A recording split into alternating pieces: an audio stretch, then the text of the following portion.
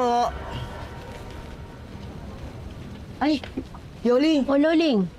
yung pamilya ni Marites, grabe, ang gulo-gulo na naman kagabi. Oo nga eh. Akalain mong barilin ng sariling ama yung anak niya? Kaya nga eh, dapat dyan kay Rigor, makulong. Hindi siya porky pulis eh, maggagaling-galingan na siya dito o magsisiga-sigaan. Eh, nilapit na ba kay Chairman? Ano sabi? Nako, pati ata si Chairman natakot na rin kay Rigor. Eh, teka nga muna. Si Tinding ba nakalaya na? Nako, hindi mo ba alam, hindi na makakalabas yan si Tingding. Bakit Mabubulok naman? na yan sa kulungan. Eh, bakit naman? Aba, si Roda ba naman, napagkayaman-yaman at maraming malalakas na taong kakilala, abay inaway niya. Kawawa naman si Tinding. Ano? Kawawa si Tingding? Eh bakit ka maaawa dun? Hindi ako maaawa dun. Ako nga inaway nun eh. Ano pala si Tinding eh? Ay, dito ka na pala. hindi. Andito ka na pala? Naku, nag-alala kami sa'yong lahat. Buot na lang, nakalabas ka na, Tinding. Yoli, si Tinding nakalaya na. Eh, Tinding, alam mo ba kung ano nangyari sa inyo kagabi? Ano? Ha? Ba? Anong nangyari? Yung pamilya mo, nagbabarilan. Bakit? Oo, aba, itong si Tanggol binugbog si David. Siyempre, nalaman ni Rigor yun. Nagalit si Rigor, ayun. Naglabas ng baril, hinahanap si Tanggol. Pinagbabaril niya. Itong Tanggol, nagtago na, hindi na lumalabas hanggang ngayon. Magulo Lahat talaga. kami dito natatakot na. Oo, halos lahat kami ninenervous na dito. Diyos ko, aba, baril ba naman yung gamitin ni Rigor eh? Kaya nga. Ewan ko ba naman. La, Oh, Tanggol. Ano ginagawa mo dyan? La, kanina ko pa po kayo hinihintay. Alam ko po kasi nandito kayo dadaan. Tanggol, ano itong nabalitaan kung pinagbabaril ka ng tatay mo? La, nakagawa na naman po kasi ako ng kasalanan eh. Napagbuhatang po na kami si David.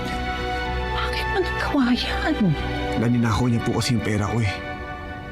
Nagagamitin ko po sana para pampiansa sa inyo. Kaya di po ako napagpigil na saktan ko si David. Alam mo naman kung gaano kamahal ng tatay niya si David. Alam ko naman po yun, La eh. Kaya nga po nagsisisi ako eh. Tanggol, ano bang gagawin ko sa'yo? Hindi naman ako nagsasawang magbigay ng paalala sa'yo. Ng pangaral. Pero bakit laging maling landas ang tinatahak mo? La, hindi ko naman po gusto gumawa ng masama eh. Wala lang pong ibang oportunidad, kaya nagagawa ko yun. Hindi totoo yan, Tanggol. Lahat tayo may karapatang mamili ng tama o mali. Pero bakit hindi ako nabigyan ng pagkakataon para mamili ko sino magiging magulang ko? Kung saan ang lugar na kagigisnan ko? Bakit laging para akong iniipit ng pagkakataon? At tinutulak para gumawa ng mali? Nasa sayo yan, Tanggol.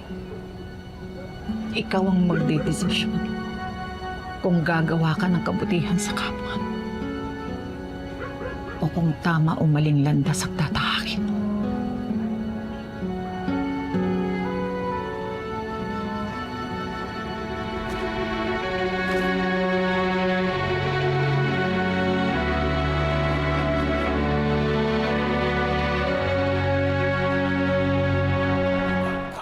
Sino mang nangangailangan saan mang galing tutulungan, tawagin lamang ang ating tagapagtanggol. Laban sa mga ganit at sinungaling humanda pagkat nandito na ang ating tagapagtanggol. Sino mang nangangailangan saan mang galing tutulungan, tawagin